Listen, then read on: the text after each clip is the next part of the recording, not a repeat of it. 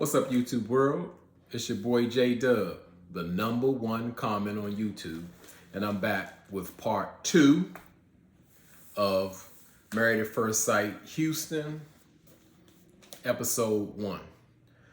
So I'm gonna just continue right where I left off from part 1. So we go into Ryan and Brett, and they're going over their disaster of a marriage, and Ryan basically says that. Yeah, he confirmed that he was being romantic on the honeymoon, but it kind of changed when he got back to Houston because like the honeymoon it's not real. It's not real life. When you get back to real life, everything just changes. And before I go any further, all the time, because I'm a detailed person, I'm an emotional person, stuff kind of bothers me or gets to me. And I wanted to just say, I had to speak on it. Just, again, the model of my channel is say what I say. I saw Brett, love the color pattern, it's not for me to be my type of, with the red hair and the green. I think all that looked great and flowed. But when Brett had those flapjacks just hanging out like that, that was a no-no. That bothered my spirit. I don't have a problem or go into so much detail what somebody got going on, but that was just like out that like bothered my spirit. I'm like, Brett, like she's on a professional production. Somebody could have taped him up, did something, zipped it up, just a look. That was too much. That was way too much. If I had to see it, I gotta speak on it. I was scarred. I don't want to see that. So let me just try to continue if I can. So, like pretty much in a nutshell, Ryan, he's just flat out not attracted to Brett. And on top of that, he doesn't properly communicate because he wants to avoid hurting Brett's feelings.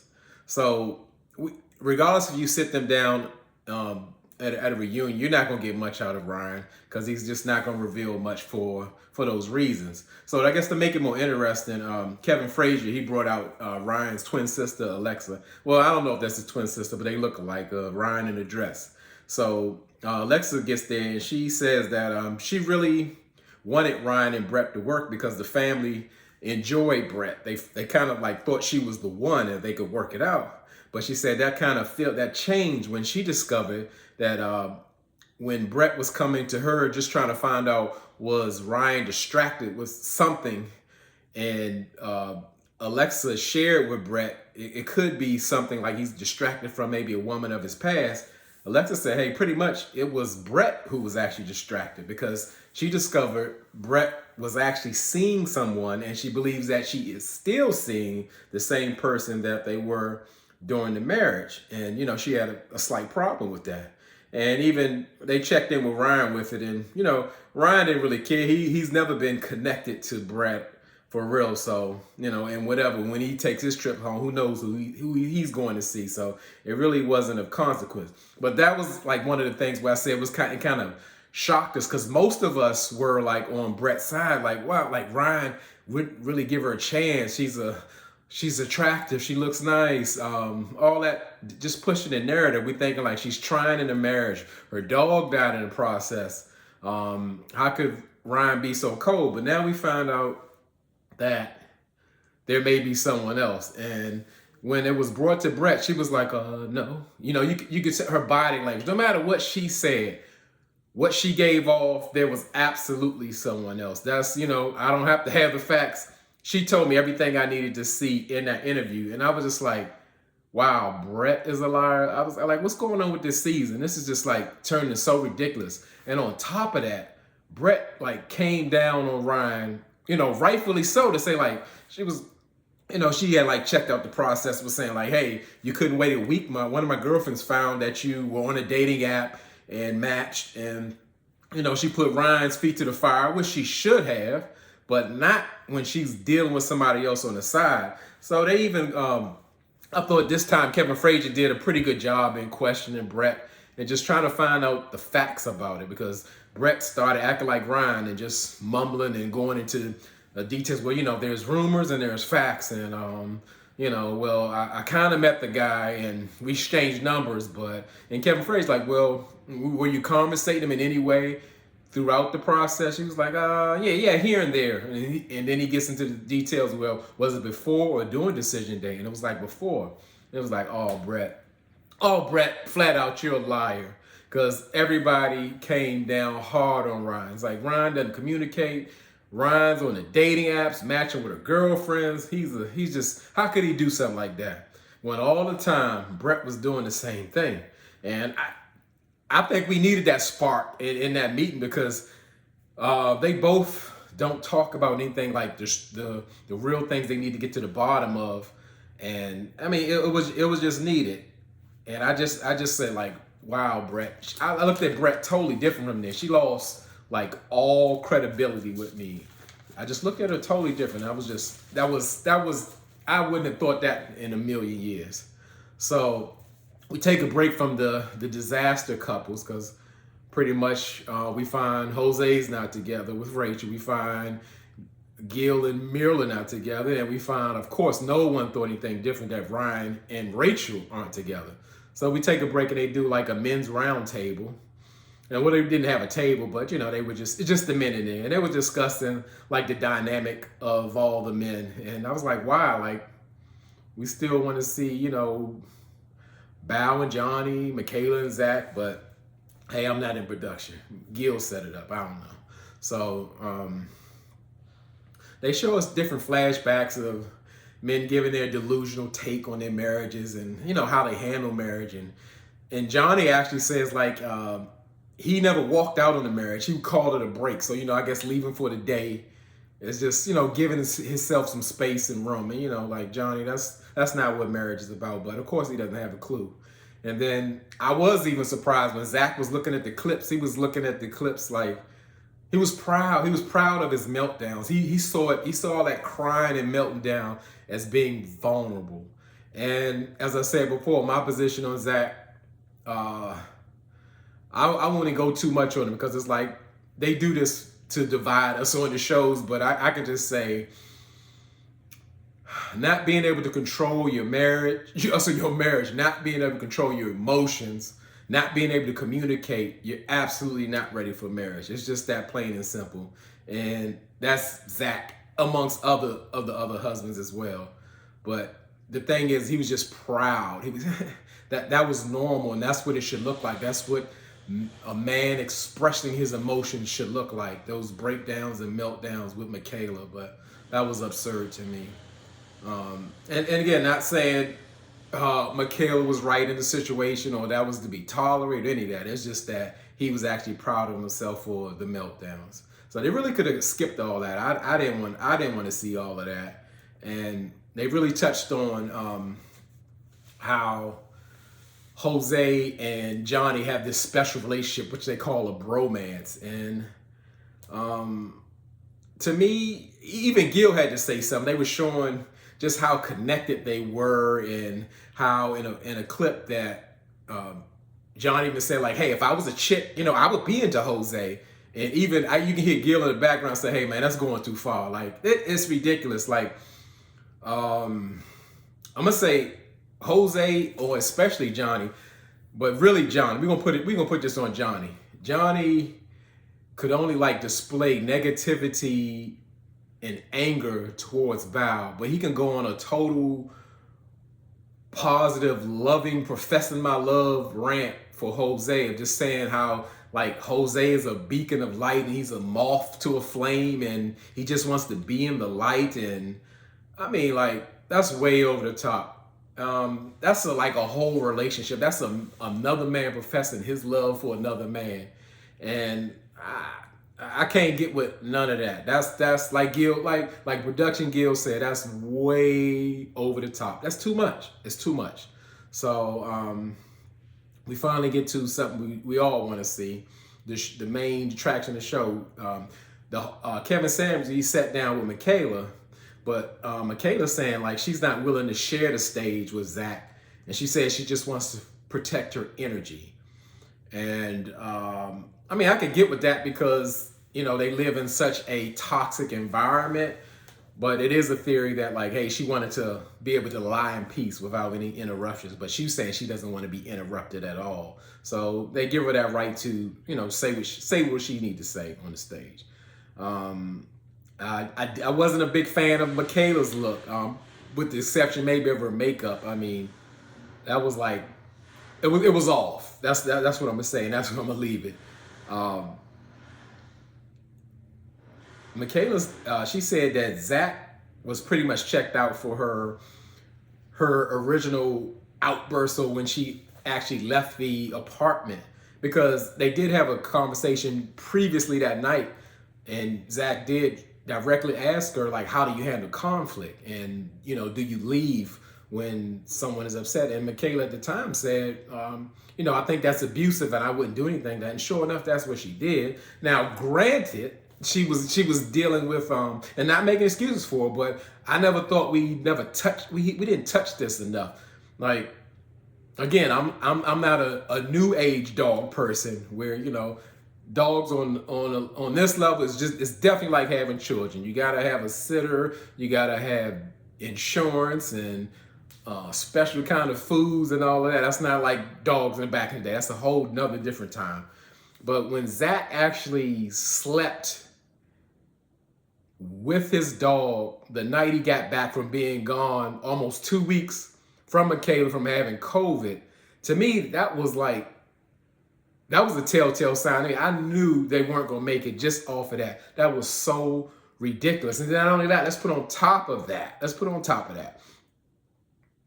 He slept with the dog all night and then left to go take the dog to daycare without checking in with his new wife. So, I mean, that tells a lot. I hate to even go back that far, but it's like, to me, nobody ever brought that to the front. I wouldn't even want to deal with a person that would make those kind of choices. That's absolutely ridiculous. So, but we know, after seeing the ridiculousness and the toxicity and the violence Michaela has displayed, I can't make any more excuses for it, but I have to bring that ridiculous situation she dealt with from the beginning. And it's just been a nightmare with them. And again, Married at First Sight has just really put a perfect ball of confusion and chaos all together, and it's working, and it's getting like all the reviews.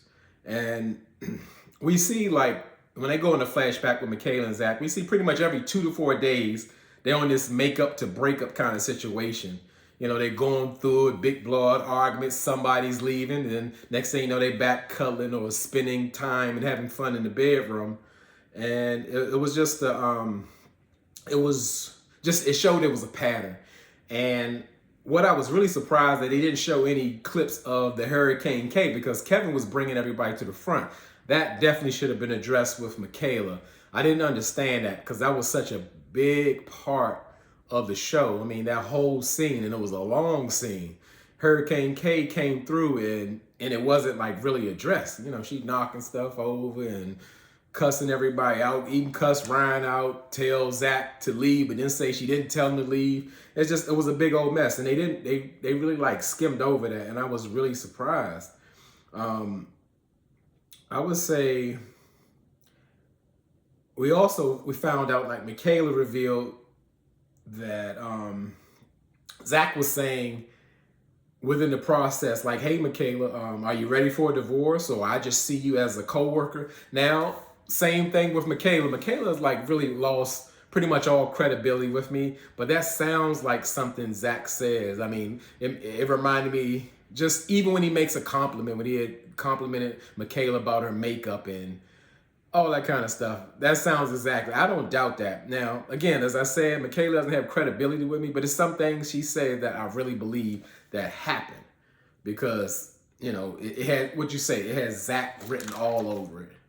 So, as far as decision day, of course, Zach said no, but we learned even after decision day, after telling her no, and she said yes, she stayed with Zach by his request, maybe 7 to 8 days. And even the host was like, why? Like, what's going on? The man told you he don't want you. Flat out told you don't want to marry. You gonna go stay with him like that? Like what kind of sense does that make? And I mean, I'm with him. Like, how many times does he have to reject you? But they got something so deep going on, and I don't mean in a positive way, like a soul tie or trauma bonding. Something's going on. I mean, it's a lot of hurt, pain, and confusion and misunderstanding there. And it's like, what's going on? What's really going on? So, of course, Michaela, she wanted her time on stage by herself, and I skipped over Michaela's sister part. Who cares about that? But unless you do, put it down in the comments. So it's Zach's turn. He's on the stage alone, and he said he was actually looking forward to seeing Michaela. And I'm like, this is the same lady that you don't want to be with, so crazy, the worst relationship you ever been in, but you want to see her. Why? I don't get it. I just don't get it. And Zach says when Michaela moved out, he was pretty much done, like I said that first time, so he confirmed it. So after that outburst, he like checked out. But I would say he really tries to passively aggressively blame Michaela for the relationship. You know, he won't take that true accountability. He'll throw something here and there, but it's really not believable. It's like all on Michaela. And in any situation, two people play a part in it.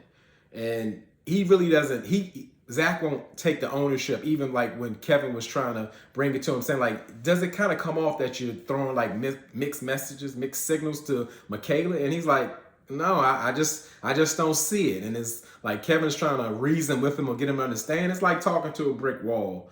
And he just, like I say, he denies it. He's deflecting. And even like when Michaela tries to find out, like, you know, hey, you want me to come see you or be with you? Then you're saying, I'm encroaching your space and I'm mooching off of you, and Zach just doesn't understand. He does play game with her, and to me that is what gaslighting is. A person is confronting you. They're saying like, hey, why are you doing this to me? And then you very well know that you're doing something to them, but you totally make them think like, oh, you're crazy, or you don't know what you're talking about, and it's just not making sense. That's some gaslighting situation. Like, they have an ugly relationship, and I just don't get it.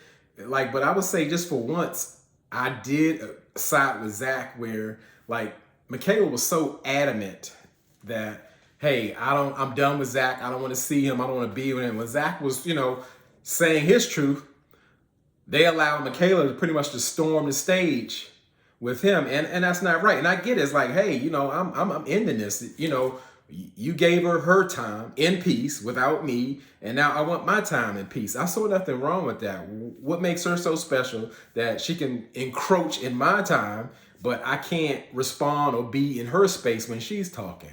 And, you know, to me, it's just all drama driven. And as we see, it just, from here, it just escalates. So like I say, like, I can't say that the reunion was good. I thought the host, again, could have done a better job.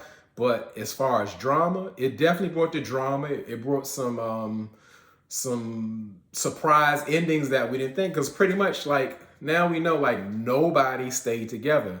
As I said, this show isn't about creating happy marriages. It's about triggering people, pushing people's buttons,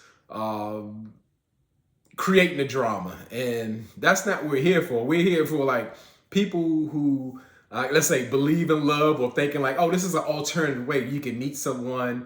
And it's almost like an arranged marriage situation. You have experts instead of your parents bringing you together, matching your qualities, and knowing the things that are good for you that you may not see yourself. But that's not what this is. So we're going to wait for part 2 and just deal with the drama. Just try to get through it, because it's no success in it. Normally it fails maybe after the process for those who say yes, but nobody, even the people who say yes, nobody's worked out. They're 0 for 5. So again, I appreciate everybody that's rocking with J-Dub 100%. Without y'all, I couldn't do this. Y'all could be anywhere in the world in these YouTube streets, but you're here with me. I really appreciate it, and I really mean it.